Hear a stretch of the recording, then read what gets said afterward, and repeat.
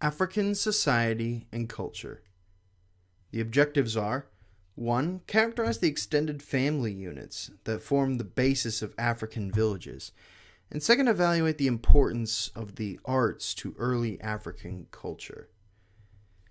Now, the aspects really of African society can be really boiled down to a few factors, but it's all focused around really the family unit, the village unit, and around towns in general.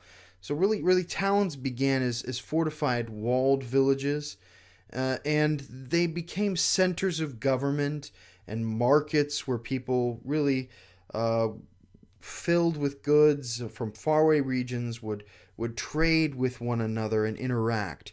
And in these spaces, we really end up seeing the placement of the family, of the trade goods, and of the cultural ideals that are common among the African regions. Now, of course, there are many different tribes, many different cultural quirks and ideas, but there seems to be a overarching sort of African trend or African culture, African society, and African art form that tends to be pretty emblematic of the territory. And so particularly you're going to see lots of masks, which is a major kind of item of expression in their traditions. And in each region really expressed itself in different ways through the creation of such art.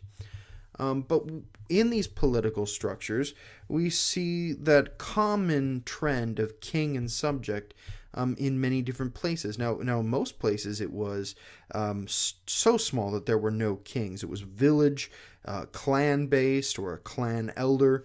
But really, in Africa, we end up seeing the rise of a major gulf between king and common people later on, but this was not the case early on. Early on, because of the size, because of it being so small in most contexts, that people had access to their kings. I mean, we could imagine in the Western world, people can't just walk up to their king. But in a smaller context, this can be seen, this could be understood. So the king would often hold audience. The king would ask all those to come and voice their complaints. And usually these would be all based around domestic issues. Someone moved their marker for their field and it pushed into someone else's yard. Or he stole my pig, he needs to give it back to me. Very domestic issues for the most part. But we end up seeing that merchants received favors from kings, due to the goal, of course, of building that trade, of gaining that wealth.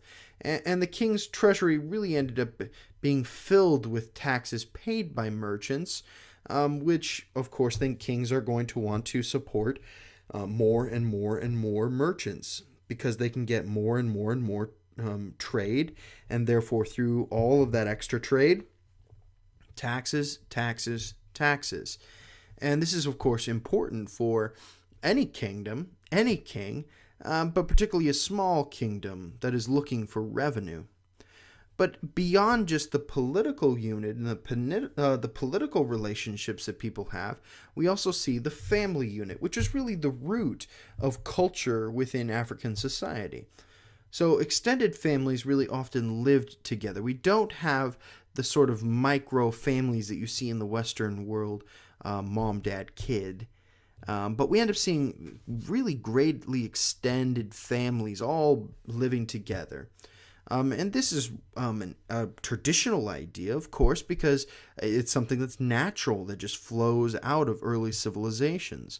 So you'd often see parents and children, of course, but you'd see grandparents and, of course, other families. You'd see aunts and uncles and extended aunts and uncles.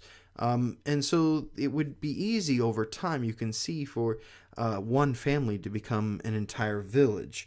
And then you would have villages connected with other villages through marriage. Really, so they lived in small, round dwellings, and family members tended to live within one hut together, really made of packed mud and thatch. But due to the climate, you really don't have a huge demand for really the need to keep warm during winter months